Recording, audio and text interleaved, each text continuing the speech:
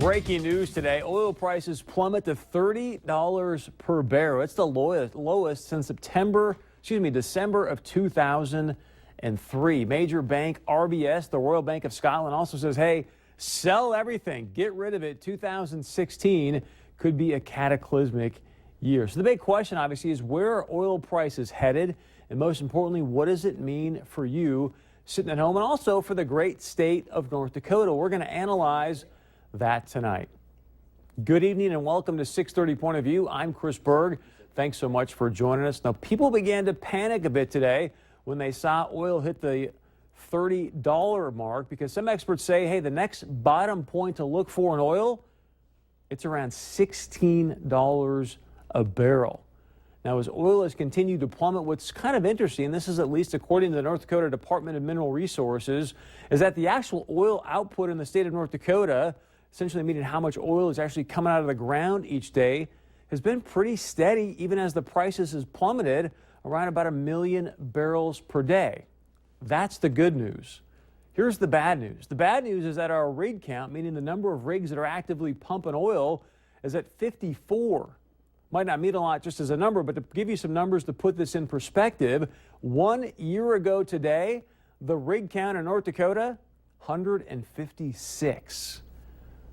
And also the lowest rig count in this modern shale era, that was 63 back in November of 2009. So clearly we're even below that number. So now a lot of people are saying, okay, well, why does the rig count even matter? Well, rigs essentially equals jobs, supplies, sales, etc.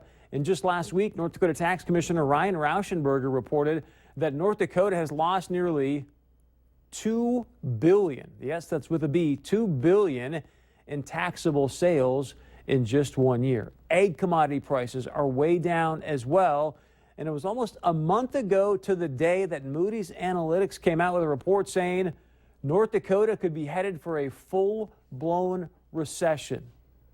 Does it look like? Could they be? Are they right? If oil prices continue to fall, you've obviously got to start to ask yourself, hey, at what price point do a lot of these Bakken oil companies stop even pumping oil? When, if, is oil going to turn around and start to get back to about the $50 to $60 mark?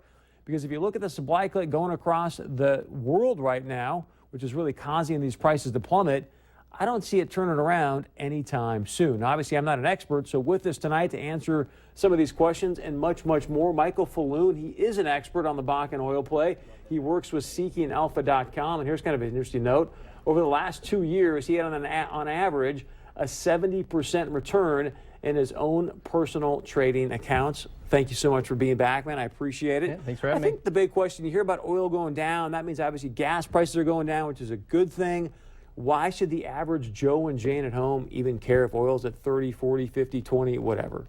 Well, it's the same reason why the stock market seems to go down every time oil does. It's terrible for our oil markets. Oil markets, we have producers, midstream companies, and they provide jobs. And jobs are much more important because who are you going to sell the gas to if nobody's driving to work? That's a pretty good point. So obviously you do a lot of trading. If you were going to make a bet right now, and you've been what's called shorting it, hopefully some of these terms you can help explain, but what I understand is when you short it, it means you're basically betting that oil prices are going to continue to fall. Yes. So if you were going to make a bet right now and go, okay, this is where I see oil actually start to go back up, when is that going to happen? Well, right now, oil is probably headed lower. We broke $30 a barrel today. Haven't seen that since 2003. We broke $30 and then we shot back up again. So it provided some support today. But there isn't a trader out there that thinks, at least there aren't too many that think that oil is actually going to pop up here. Supply and demand, we're producing 1.5 million more barrels a day than we're using.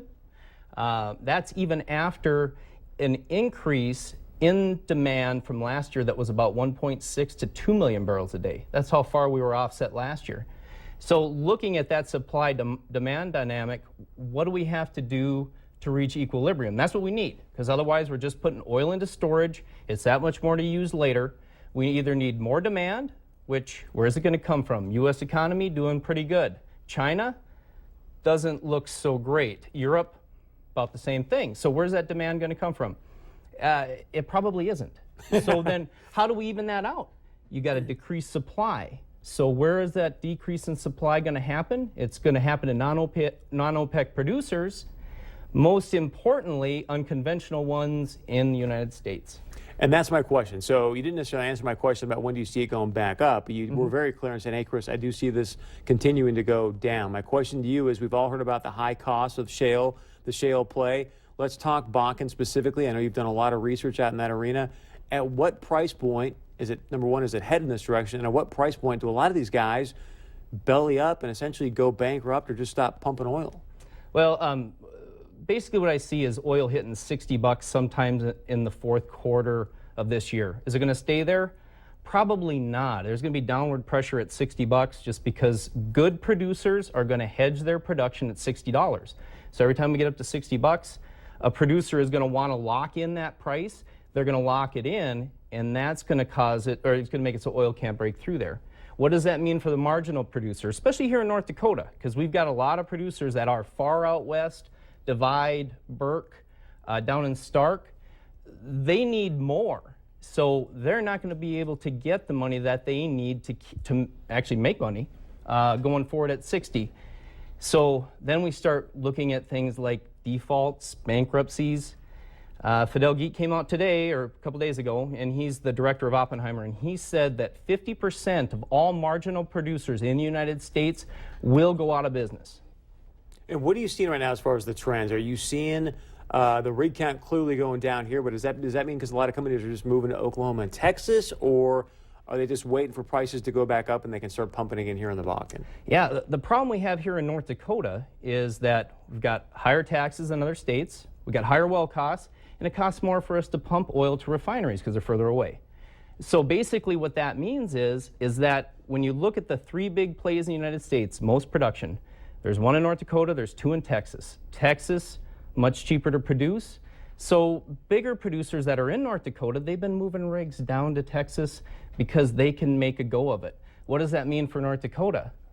That means that production here will probably suffer before it does in Texas, and we will take the brunt of it. You know, and you talked earlier about the demand. Hey, we got to get the demand and supply to equal out. Yep. But then keep in mind, we've got Iran that's going to be dumping 1 million barrels a day on the market fairly soon, probably within at least, half a year. So I look at that, and then I go, okay, now we've also lifted the oil export ban. That's only going to probably add more supply to this glut. I mean, I don't see prices turning around for quite some time. How big of a deal, if at all, is lifting the oil export ban in the next 18 months? Well, the export ban was great for the U.S. Producers because we produce light oil. And there's a bunch of different grades of oil in the world. There's light, intermediate, heavy, there's sour, there's sweet, but ours is light and sweet. To produce or to actually refine or crack the barrels of crude that is heavy or intermediate, you need a more complex refinery like we got down in the Gulf. So that's why we import so much. We're importing it into those refineries, and they're using it. There are a bunch of less complex refineries, especially out in Asia, that need light, sweet crude because they can't process the other types. So us being able to export it allows our producers to get it to those markets. So yes, it's a great deal for U.S. producers.